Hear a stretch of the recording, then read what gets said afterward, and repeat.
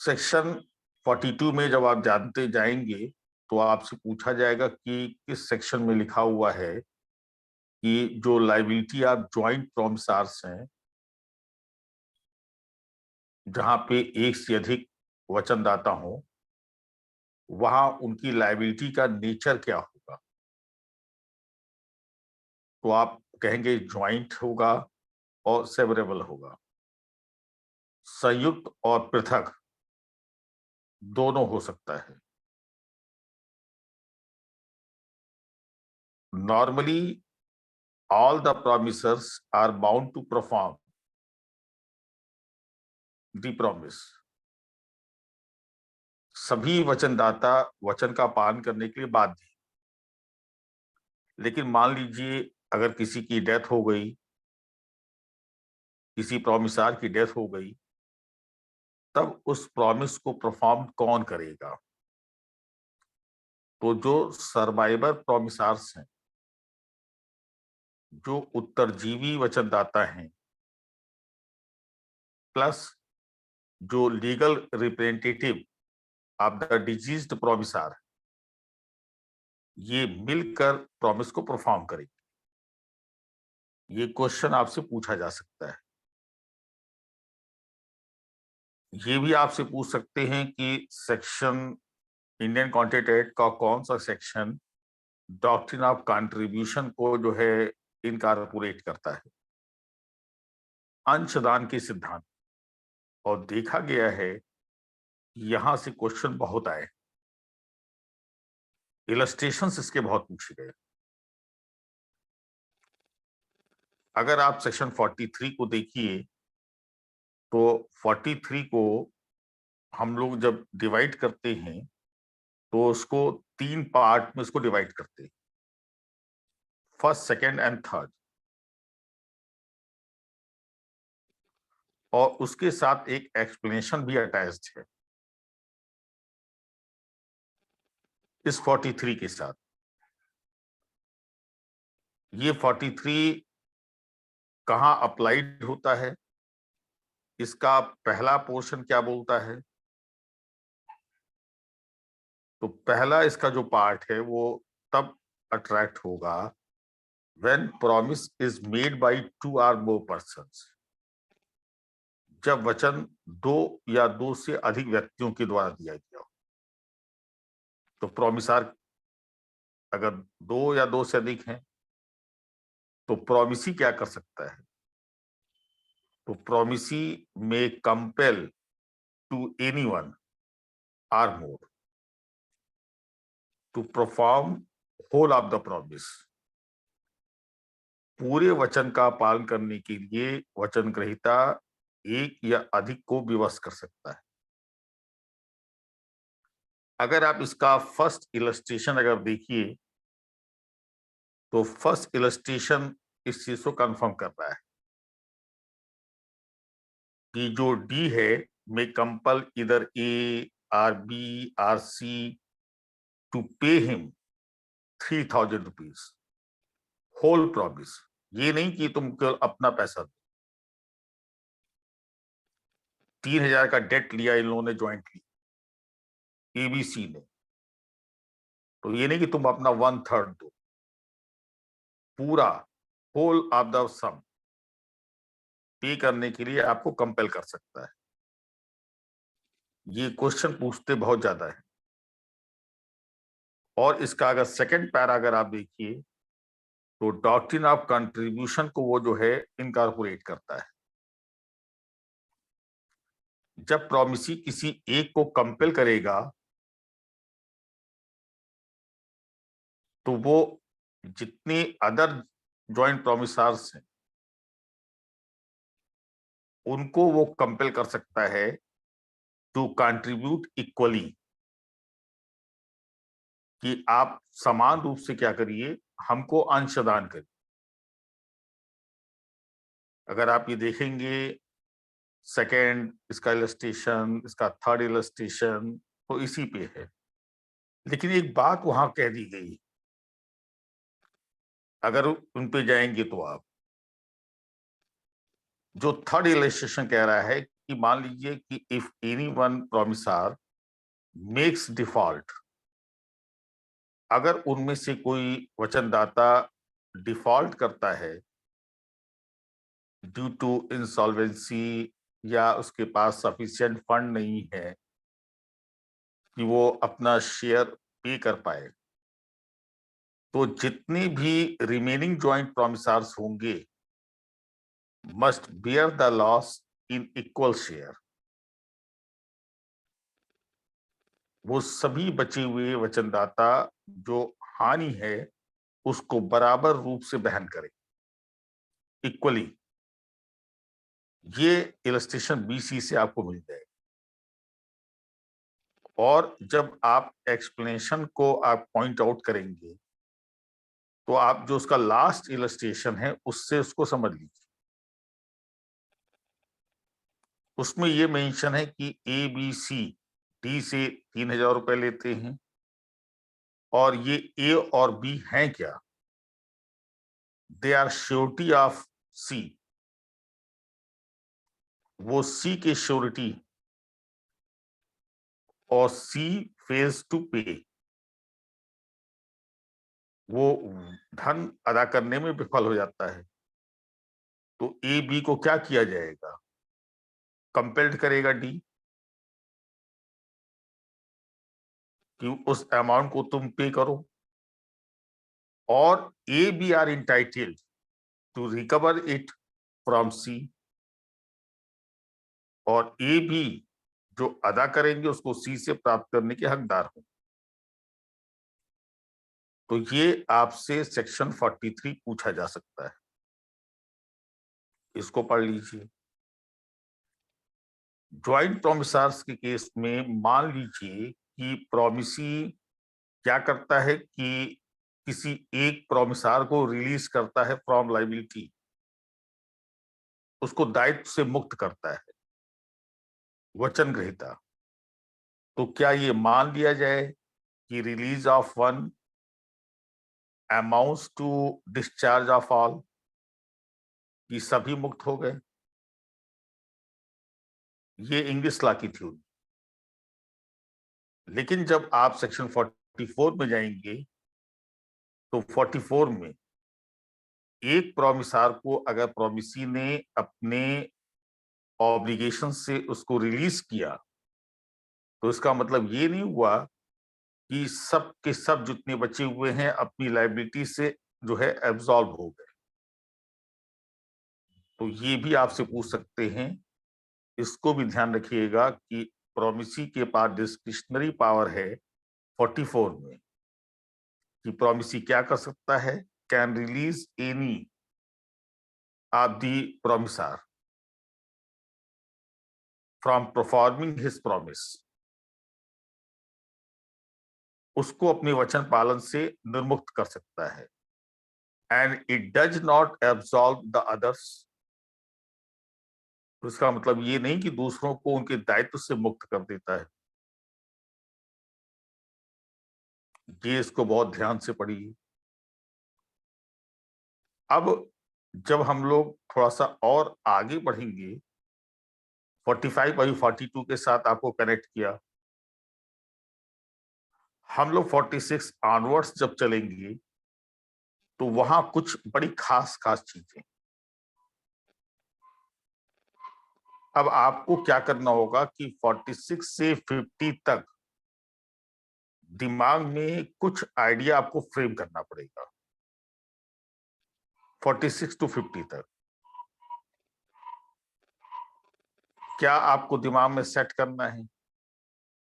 आपको यह सेट करना है कि time and place for performance of promise,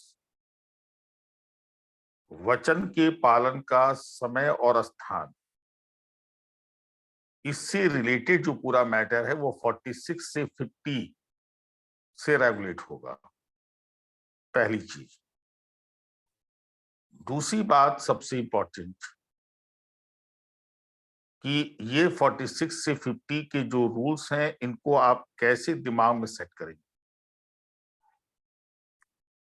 तो पहला दिमाग में ये बैठा लीजिए कि जहां प्रॉमिसी ने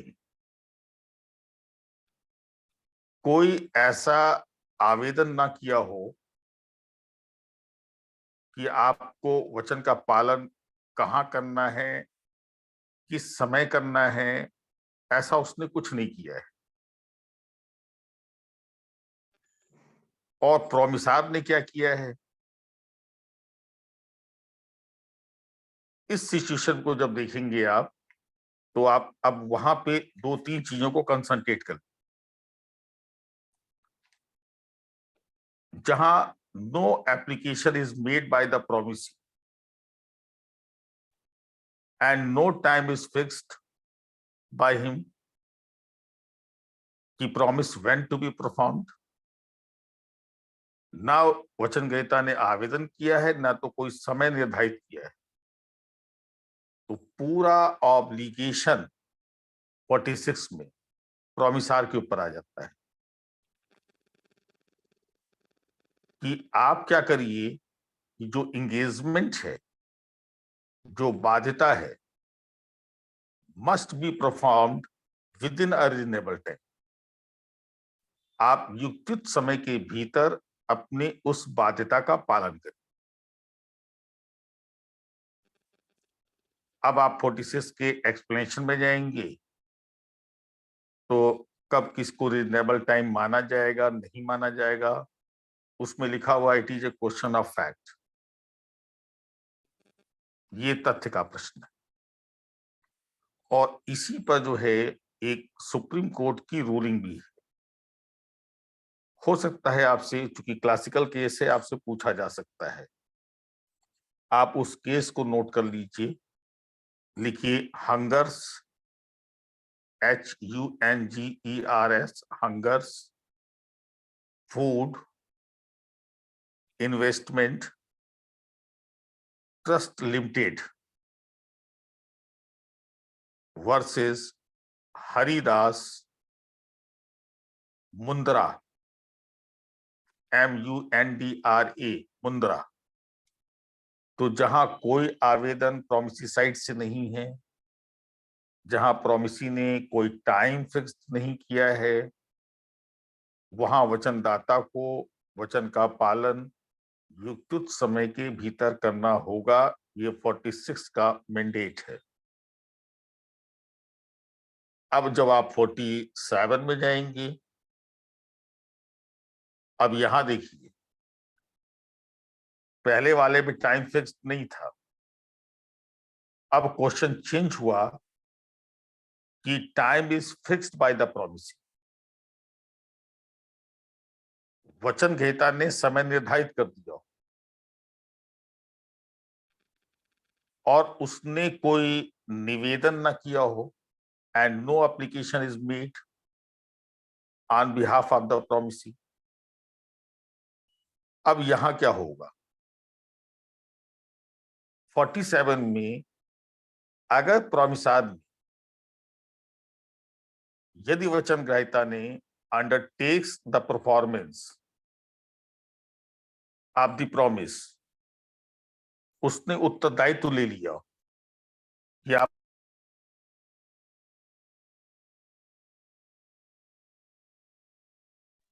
हम वचन का पालन करेंगे। अब यहां इस चीज ध्यान रखिए, अभी इसका रिवर्स आएगा सिचुएशन कि वेयर प्रॉमिसार अंडरटेक्स, पर्सन अंडरटेकिंग लेता है कि I will perform the promise. आप वचन का पाल, आप जो है आवेदन करिए या ना करिए। तो ध्यान दीजिए, आपको अपने वचन का पालन कब करना होगा, जहां टाइम फिक्स्ड हो गया हो। तो लिखा हुआ है at any time during the usual hour of the business. व्यापार के स्वाभाविक या प्रायिक समय के दौरान आपको करना हो। ये चीज दिमाग में रखिए। और जब 48 में, अब जब जाएंगे आप 48 में, तो आप 47 में भी ये देख रहे हैं उसमें देखिए कि वो डिलीवरी कब कर रहा है। डिलीवरी कर रहा है after closing the warehouse. तो इसका मतलब आपने क्या कर दिया, आपने ब्रीच ऑफ कॉन्ट्रैक्ट कर दिया। ये आपसे पूछ सकते हैं, इसको पढ़ लीजिए। फिर 47 से आप जब 48 में जाएंगे, यहां अब प्रॉमिसार अंडरटेकिंग नहीं लेगा। 48 में वो उत्तरदायित्व नहीं लेता है। तो जब उत्तरदायित्व नहीं लेगा तो ये ड्यूटी किसके ऊपर चली जाएगी, प्रॉमिसी के ऊपर। कि प्रॉमिसी क्या करे कि उससे अप्लाई करे, उससे आवेदन करे for the performance of the promise at a proper place and within usual hour of the business. कि आप उचित स्थान पर अपने वचन का पालन और कारोबार के प्रायिक समय के दौरान करें। अब जब 48 में आप जब जाएंगे तो 48 में फिर वहां लिखा हुआ है कि what is the proper time and place, उचित समय और उचित स्थान क्या होगा। ये भी क्वेश्चन ऑफ फैक्ट है। तो आपको वहां 45 से लेके 48 तक ये चीज दिमाग में सेट करनी पड़ेगी कि जहां प्रोमिसी कोई निवेदन नहीं करता है, ऑब्लिगेशन चला जाएगा प्रोमिसार पे कि रीजनेबल टाइम में क्यों करे। 46 में अगर प्रोमिसार ने पर्सनल अंडरटेकिंग ले ली है कि आप आवेदन करो चाहे ना करो, हम अपने वचन का पालन करेंगे। तो कब करना होगा, during the usual hours of the business.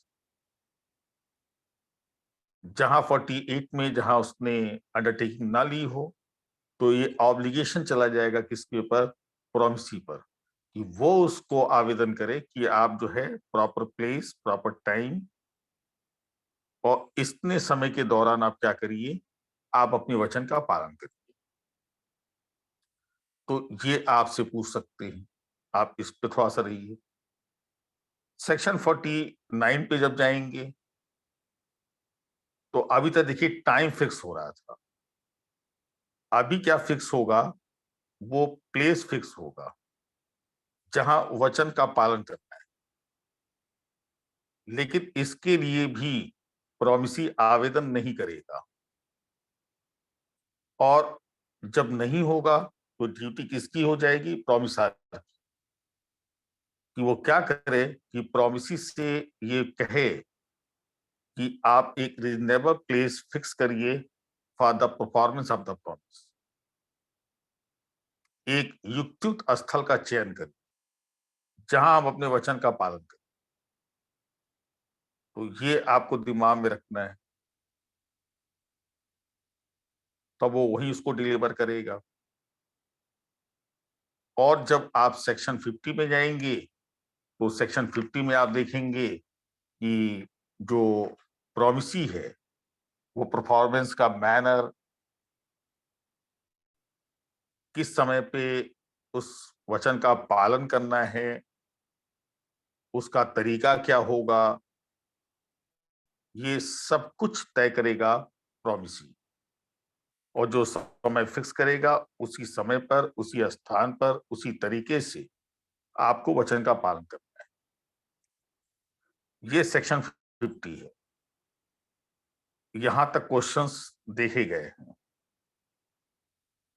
जब नेक्स्ट आप आगे बढ़ेंगे तो रेसिप्रोकल प्रोमिसेस के परफॉर्मेंस की बात।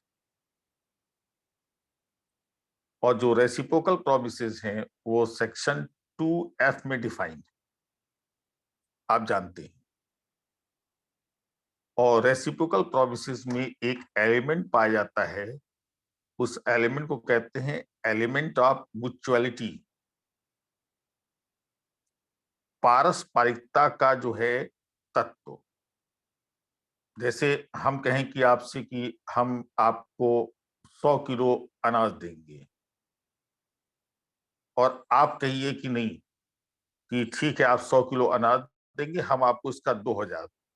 अब ये म्यूचुअलिटी है। Delivery and payment. हम डिलीवर करेंगे तो आप पेमेंट करेंगे, आप पेमेंट करेंगे तो हम डिलीवर करेंगे। This is called element of mutuality. ये रेसिप्रोकल प्रॉमिसेस का सबसे इनहेरेंट क्वालिफिकेशन जो आपको सेक्शन 51 ऑनवर्ड्स मिलेगा। और आप देख लीजिए, इसमें अगर सेक्शन 51 आप देख रहे हैं तो 51 की पहली ही थ्योरी ये है कि जो रेसिप्रोकल प्रॉमिसेस हैं have to be performed simultaneously. व्यतिकारी वचनों का पालन साथ साथ करना होगा। उसका जो इलस्ट्रेशन है बिल्कुल क्लियर कर दे रहा है। यानी जो प्रॉमिस का परफॉर्मेंस प्रॉमिसार को करना है वो डिपेंडेंट है किस पर? Upon the readiness and willingness of the promisee. अगर आप अपनी वचन का पालन करने के तैयार और रजामंद हैं तो हमारा भी प्रॉमिस, यदि हम जो किए हैं वो अपने प्रॉमिस का हम परफॉर्मेंस करें। तो 51 की जो पहली थ्योरी है वो यही कि जो रेसिप्रोकल प्रॉमिसेस हैं have to be perform simultaneously, का साथ साथ अनुपालन करना होगा। लेकिन मान लीजिए कि कॉन्ट्रैक्ट हमने किया आपके साथ और उस कॉन्ट्रैक्ट में हमने ऑर्डर ऑफ परफॉर्मेंस लिख दिया और उसमें कह दिया कि पहले प्रॉमिसर अपने वचन का पालन करेगा तब प्रॉमिसी करेगा, तो वहां सीधे सेक्शन 52 आ जाएगा। तो पहले प्रॉमिसर करे देन प्रॉमिसी करेगा। लेकिन अगर कॉन्ट्रैक्ट में ऐसा कोई ऑर्डर ऑफ परफॉर्मेंस नहीं है तो जो ऑर्डर ऑफ परफॉर्मेंस है वो डिसाइड होगा as per nature of transaction. जैसी समव्यवहार की प्रकृति होगी उसी के आधार पर ऑर्डर ऑफ परफॉर्मेंस डिसाइड होगा। इस तरीके से इसको दिमाग में बैठे।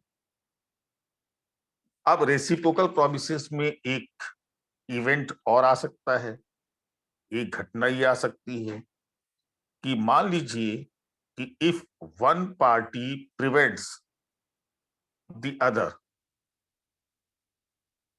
For the performance of his promise. एक पक्षकार दूसरे पक्षकार को, ताकि वो अपने वचन का पालन न कर पाए, आप उसको निवारित करते। तो जब आप उसको प्रिवेंट करेंगे for the performance of the promise, तो जो पार्टी सो प्रिवेंटेड है, जिसको आपने इस प्रकार से रोका, उसके ऑप्शन पर कॉन्ट्रैक्ट वाइडेबल होने जा रहा है। और अगर उसने कॉन्ट्रैक्ट को रिसाइंड कर दिया तो वो कंपनसेशन भी आपसे पाएगा। ये ध्यान दीजिएगा। 54 में जाएंगे, धारा 54 पे जब जाएंगे तो 54 में देखिए, एक चीज बिल्कुल दिमाग में बैठा लीजिए, जब तक वो चीज नहीं जानेंगे 54 समझ ही नहीं पाएंगे आप। उसको चाहिएगा तो लिख भी लीजिएगा। जैसे रेसिप्रोकल प्रॉमिसेस में भाई सेट ऑफ प्रॉमिसेस होते हैं। अब उसमें क्या आपको 54 में थॉट दिमाग में बैठाना है। मान लीजिए कि वन ऑफ देम, उनमें से एक, can not be perform till the other has been perform. जब तक कि दूसरे वचन का पालन ना हो जाए तब तक पहले वचन का पालन नहीं हो सकता। भी अगर आप हमको मकान बनाने के लिए अगर आपको इंगेज करेंगे तो आप पहले हमको रॉ मटेरियल देंगे तभी तो मकान बनवाएंगे। तो जब तक आप हमको रॉ मटेरियल नहीं देंगे, हम अपना प्रॉमिस परफॉर्म नहीं कर सकते। तो जब ऐसी सिचुएशन आएगी, तो प्रॉमिसार ऑफ द प्रॉमिस, जो वचन का वचनदाता है, जो पहले वचन का, जिसकी परफॉर्मेंस डिपेंड कर रही है लेटर प्रॉमिस पर, कि रॉ मटेरियल देंगे तो मकान कंस्ट्रक्ट हो, तो उसमें जो लास्ट मेंशन जो है मेरी प्रॉमिस है या पार्टी है, अगर फेल्स टू परफॉर्म इट, अपनी वचन का पालन करने में विफल रहता है, तो अदर पार्टी को आपको क्या करना होगा? कंपनसेट करना होगा। आप रॉ मटेरियल नहीं दिए, हमसे कॉन्ट्रैक्ट साइन हो गया है बिल्डिंग बनाने का, तो जब तक रॉ मटेरियल नहीं मिलेगा हम मकान नहीं बनवा सकते। अब हमको जो लॉस हुआ आपकी नॉन परफॉर्मेंस से, क्या उसके लिए हम कंपनसेशन क्लेम कर सकते हैं? तो 54 आपको जो है ग्रीन सिग्नल दे देता है। तो यहाँ 51 से 54 रेसिप्रोकल प्रॉमिसेस के परफॉर्मेंस। हम लोग 55 डिस्कस कर चुके हैं, 56 डिस्कस कर चुके हैं, 57 डिस्कस कर चुके हैं, 58 डिस्कस कर चुके हैं। जो नेक्स्ट है वो 59 टू 61 खूब पूछा जाता है कि रूल ऑफ क्लैटन, क्लैटन का नियम कहां पे है? तो 59 टू 61। और एक इंपॉर्टेंट केस है सुप्रीम कोर्ट का कि ये जो रूल ऑफ क्लैटन है, जो 59 टू 61 है, ये जो सिंगल डेट होता है ना, ये सिंगल डेट के मामले में 59 टू 61 विल नॉट अप्लाई, क्योंकि इसको लागू होने के लिए more than one loan transaction होना चाहिए, यानी आपने एक से ज्यादा ऋण लिया। सिंगल डेट के मामले में ये प्रोविजंस हेल्प आपकी नहीं करे। इस पर एक केस बहुत इंपॉर्टेंट है, नोट कर लीजिए। Industrial credit and development syndicate versus Simta Ben H Patel. Simta Ben H Patel ना तो डेकेटल डेट पे लागू होता है, ना तो सिंगल डेट पे लागू होता है। अब इसमें 3 सिचुएशंस आपको प्रिज्यूम करना है। अगर हमने आपसे मोर देन वन डेट लिया है, एक से अधिक ऋण लिया है, और हम आपको पैसे देते हैं कि भाई जो हम दे रहे हैं इसको डेट में एडजस्ट करिए। अगर हमारी तरफ से क्लियर कट इंडिकेशन आपको है कि 2022 का जो डेट मैंने लिया उसमें ये 10,000 रुपये एडजस्ट करिए, तो ये नहीं कि आप जो है 2010 के डेट में उसको एडजस्ट कर दीजिए। जैसा हम कहेंगे उसी अकॉर्डिंगली आपको वो पेमेंट जो है अप्रोप्रिएट करना होगा, अप्लाई करना होगा। इसीलिए 59 में जब जाते हैं तो उसमें लिखा रहता है एप्रोप्रिएशन बाय डेटर। अगर ऋणदाता ने आपको इंस्ट्रक्शन दिया है तो as per instruction payment should be applied, वो भुगतान उसी अनुरूप होना चाहिए, एडजस्ट होना चाहिए। लेकिन मान लीजिए अगर हमने आपको इंडिकेशन न दिया हो कि जो हम आपको अमाउंट दे रहे हैं आप 2010 के ऋण में एडजस्ट करेंगे कि 2015 में करेंगे कि 2020 के ऋण में करेंगे, और ऐसा कोई सर्कमस्टेंस भी नहीं है जो ये इंडिकेट कर रहा हो कि which dates the payment should be applied. ऐसी कोई परिस्थितियां भी नहीं जिनसे लग रहा हो कि इसी ऋण में एडजस्ट करने के लिए आपने पैसा दिया है। अब ये क्रेडिटर के पूरा डिस्क्रिप्शन पे आ गया।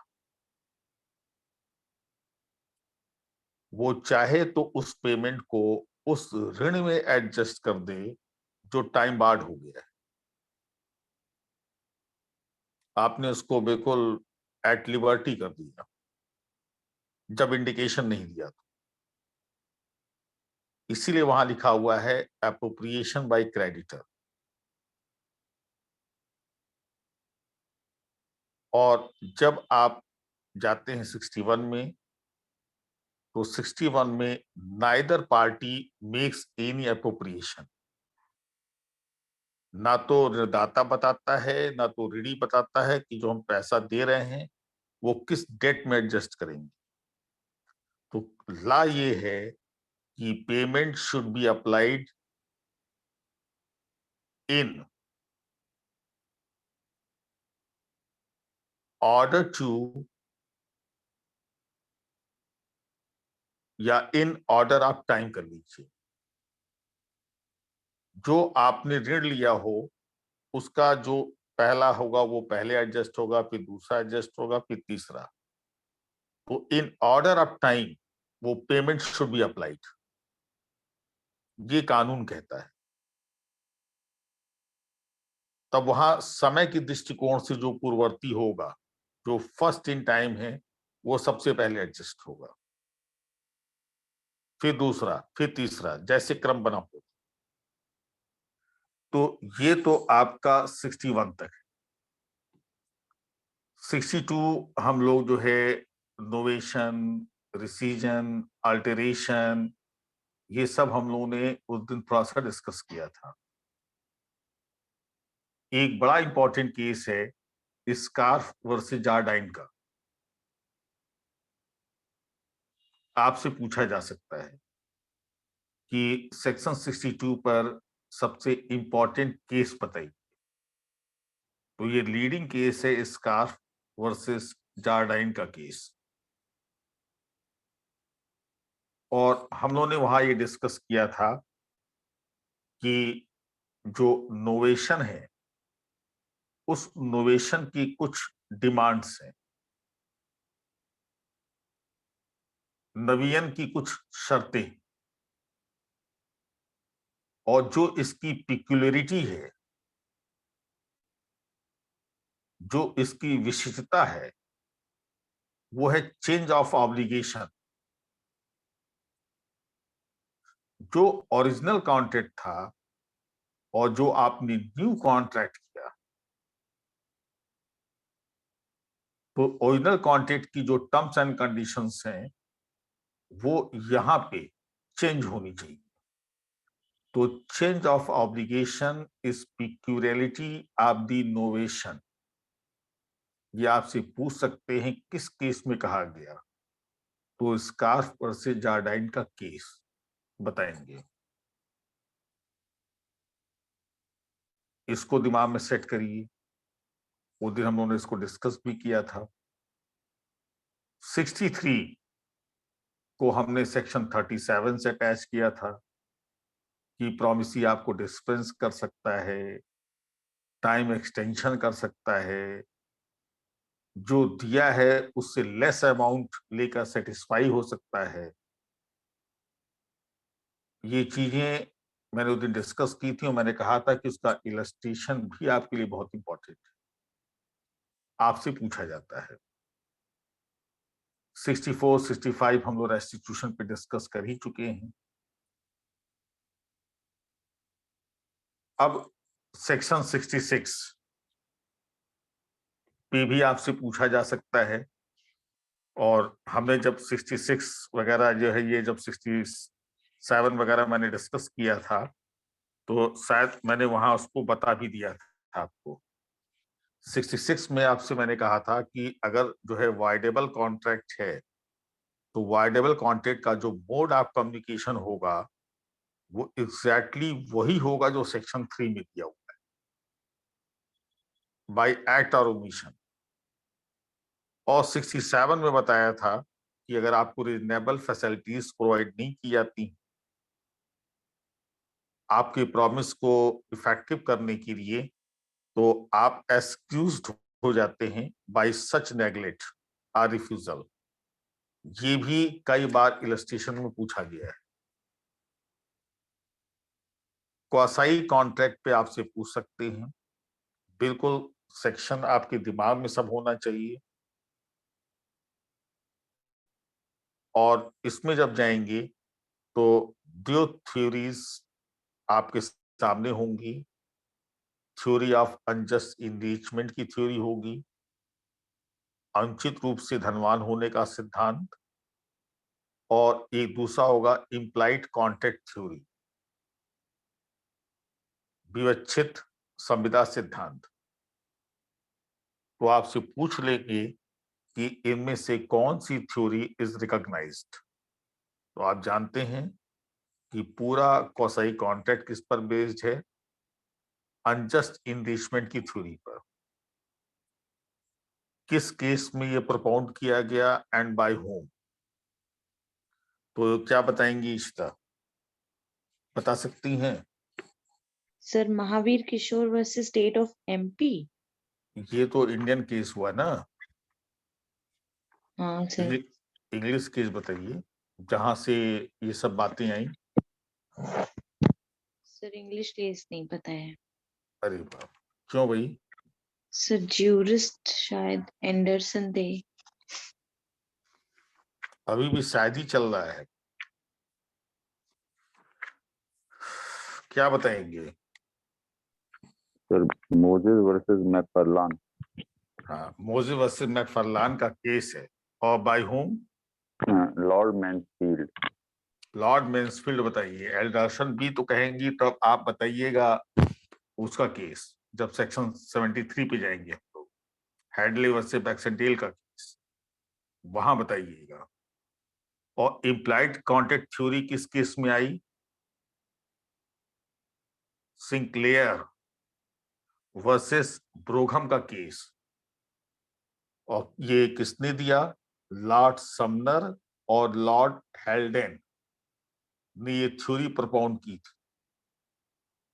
ये चीज दिमाग में रखिएगा। और जो इंडियन कोर्ट है, सुप्रीम कोर्ट, उसने महावीर किशोर के केस में ये जो लॉर्ड मैनफिल्ड ने कहा उसको डिक्टो एक्सेप्ट किया। और इसका डायरेक्ट कनेक्शन अगर आप सेक्शन 73 पढ़ेंगे तो जो 73 है उसका जो लास्ट पैरा है, क्वासाई कॉन्ट्रैक्ट और एक्चुअल कॉन्ट्रैक्ट के बीच में एक सिमिलरिटी ये है कि आप being an agreed party damages claim कर सकते हैं। आपको जनरल डैमेजेस भी मिल सकता है, स्पेशल डैमेजेस भी मिल सकता है। तो ब्रीच ऑफ कॉन्ट्रैक्ट के मैटर पे both are on the same footing, quasi contract और आपका ये जो एक्चुअल कॉन्ट्रैक्ट। 68 में जब जाते हैं तो necessaries supplies to person incapable of contracting, इसके बारे में। और जो नेसेसरीज हैं इनको चैपल वर्सेस कूपर के केस में डिफाइन किया गया था। इसमें भी एंडरसन बी थे जिन्होंने नेसेसरीज को डिफाइन किया। और किसको नेसेसरीज माना जाएगा, किसको नेसेसरीज नहीं माना जाएगा, तो इसके लिए टेस्ट लेट डाउन हुआ था नैश वर्सेस इनमान के केस में। जो टाइम ऑफ सप्लाई है वो डिसाइड करेगा कि कौन सी चीज नेसेसरीज में आएगा, कौन सा नहीं आएगा। और आपके इंडिया में इसी थ्योरी को अडॉप्ट किया गया जो नैश वर्सेस इनमान के केस में आया। जगन राम मारवाड़ी वर्सेस महादेव प्रसाद का केस। और इसमें ये पूछ लेते हैं कि जब आप नेसेसरीज इनकॉम्पिटेंट पर्सन को सप्लाई करते हैं तो उसकी लाइबिलिटी कैसी होगी? सपोज्ड कि ही हैज नो प्रॉपर्टी, उसके पास कोई पैसा नहीं, कोई संपत्ति नहीं है, तो क्या आप उससे रीइंबर्समेंट क्लेम कर सकते हैं? नहीं कर सकते। It is not a personal liability. आप उसकी प्रॉपर्टी हो तो उसकी प्रॉपर्टी से रीइंबर्स करा सकते हैं, और नहीं प्रॉपर्टी है तो कुछ नहीं आपको मिलने वाला है। ये दिमाग में सेट कर लीजिए। 69 में जो payment made by interested person,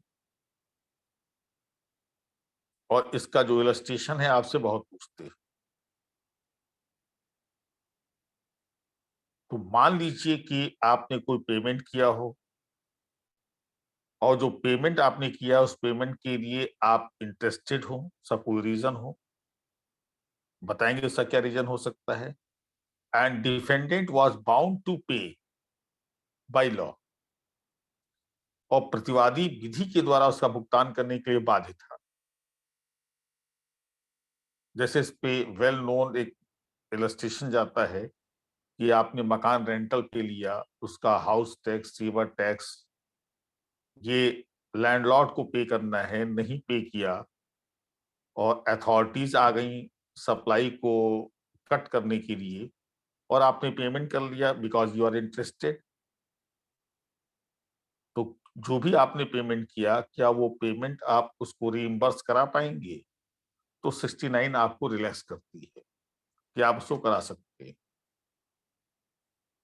section 70 quantum marriage, तो पूछते हैं कि इंडियन कॉन्ट्रैक्ट एक्ट 21 सेक्शन में क्वांटम मैरिज की थ्योरी,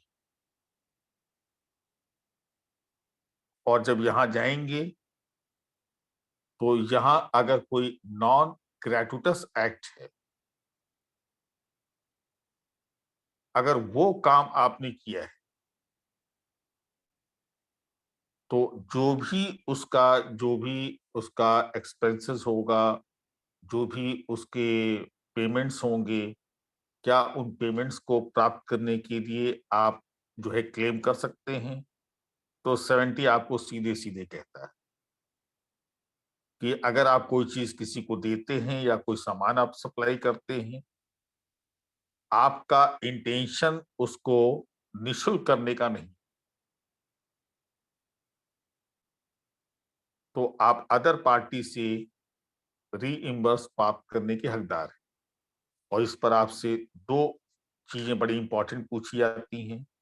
एक केस आपसे पूछते हैं, बहुत इंपॉर्टेंट है। आप जानते हैं कि सेक्शन 70 जो है ये इंडियन कॉन्टेक्स्ट पे भी लागू होता है। बीके मंडल का case, state of West Bengal versus B K Mandal and sons का केस, इस पे इंपॉर्टेंट है, माइनर पे लागू नहीं होता है, ये भी आपसे पूछते हैं।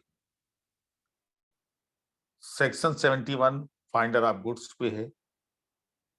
अगर आप कोई माल पड़ा पाते हैं तो लाइक बेली, जो बेली की लायबिलिटी होती है, वही लायबिलिटी आपको भी क्या करनी है, परफॉर्म करनी है। ये सेक्शन 151 वगैरह में जाएंगे तो वहां पे आपको मिलेगा। स्टैंडर्ड ऑफ केयर आपको फॉलो करना पड़ेगा। 72 में अगर आपने कोई गुड्स डिलीवर किया, कोई पेमेंट किया, वो अंडर मिस्टेक किया या अंडर कोर्सन किया,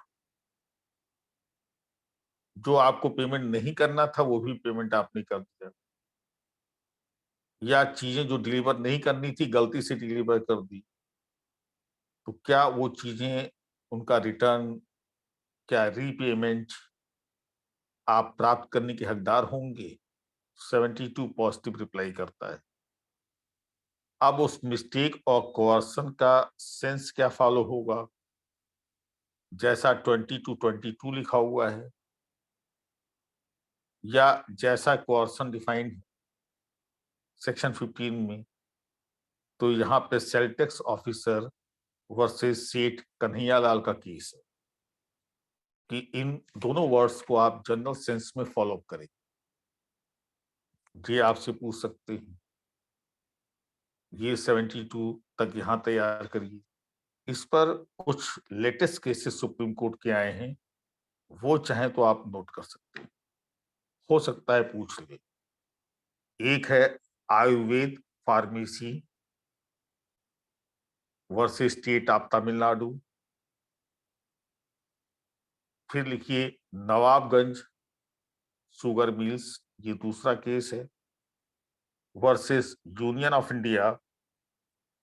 और तीसरा है UP state electricity board versus city board Mussoorie. यहां तक इसको देखिए। फिर आप सेक्शन 73 पे जाएंगे, जहां रिमोटनेस ऑफ डैमेज की बातचीत है, और उसका जो पहला पैरा है, उसका जो सेकंड पैरा है, उसका जो थर्ड पैरा है, अगर इन चीजों को अगर आप देखिए तो जो पहला पैरा है और जो उसका सेकंड पैरा है, सेकंड पैरा में एक मैक्सिम है, इंजूरे नॉन रिमोटा कॉजा सेड proxima expectatur in law immediate cause of action not remote cause of action should be taken into consideration। घटना में तात्कालिक कारणों को, न कि दूरवर्ती कारणों को विचार में लिया जाना चाहिए। और जब आप जाते हैं तो इस पे बड़ा इंपॉर्टेंट एक केस है, Hobbs versus London and South Western Railway Company का। इसमें हुआ ये था कि हस्बैंड और वाइफ थी, और जिस ट्रेन से जा रहे थे उनको ट्रेन से उतार दिया गया था, क्योंकि वो रॉन्ग डेस्टिनेशन पे बैठ गए थे, और उनको अपनी राइट ट्रेन को पकड़ने के लिए पैदल वॉक करना पड़ा था। और जो वाइफ थी उसको कोल्ड हो गया, जाड़ा।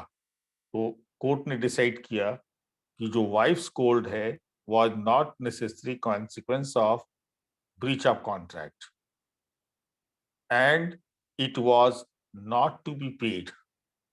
क्यों नहीं? क्योंकि इसको कोर्ट ने कहा ये रिमोट लॉस था बिकॉज ऑफ द ब्रीच।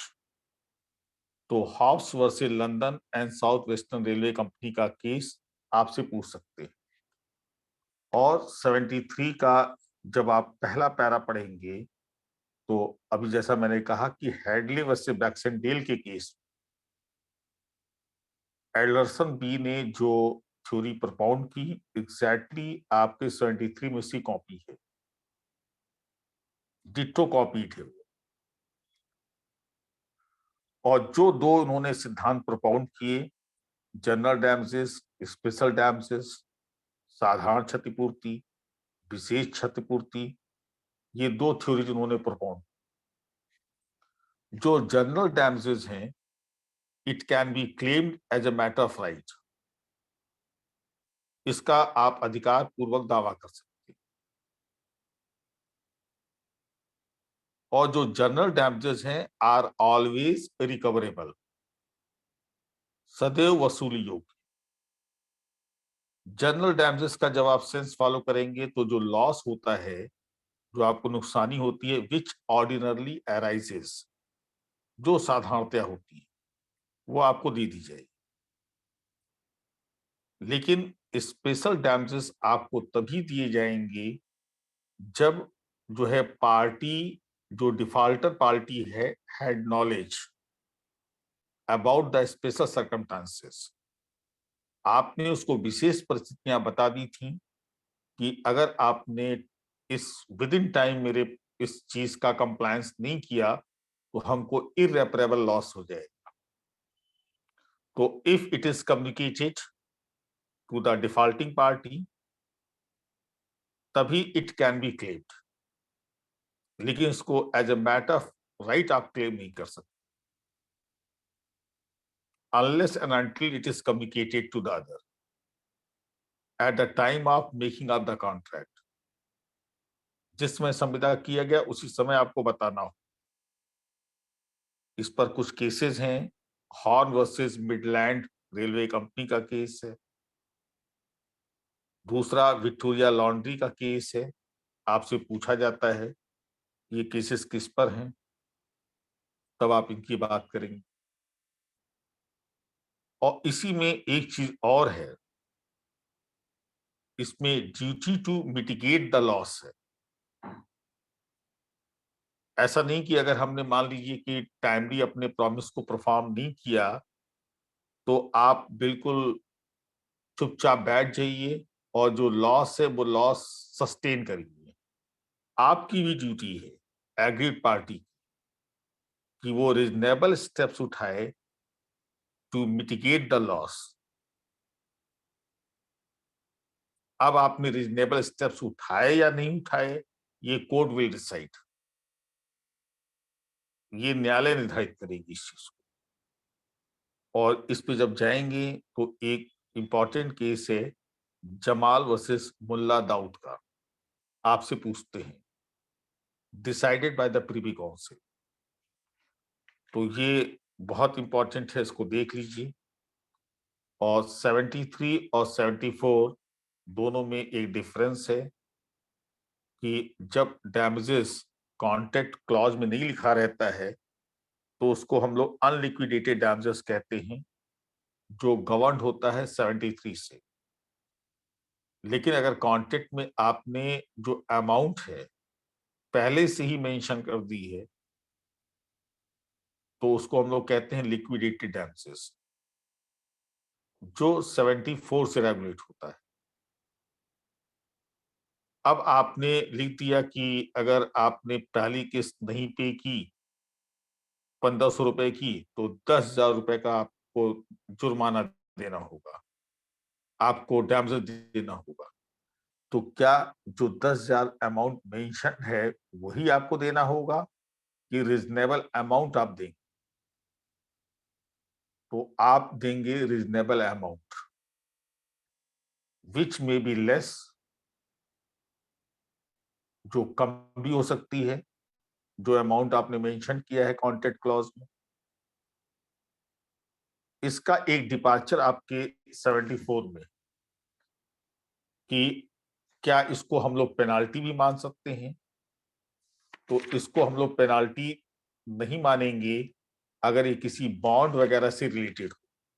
जब आप 75 पे जाते हैं तो 75 में, सॉरी 74 में, वहां पे उसका एक अपवाद है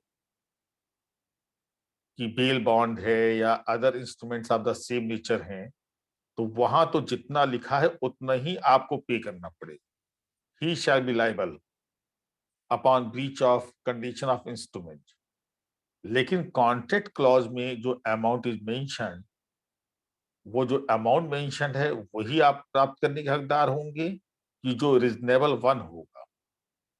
तो जो रीजनेबल होगा ये कौन डिसाइड करेगा? ये कोर्ट डिसाइड करेगी। तो ये 73 74। जब 79 बता रहे थे तो 75 को उसके साथ कनेक्ट किया था कि जब भी आप एंटिसिपेटरी ब्रीच ऑफ कॉन्ट्रैक्ट पढ़ेंगे तो it must also be read with section 25, वो भी आपसे पूछा जाता है। इतनी चीजें हमने आपसे आज डिस्कस की।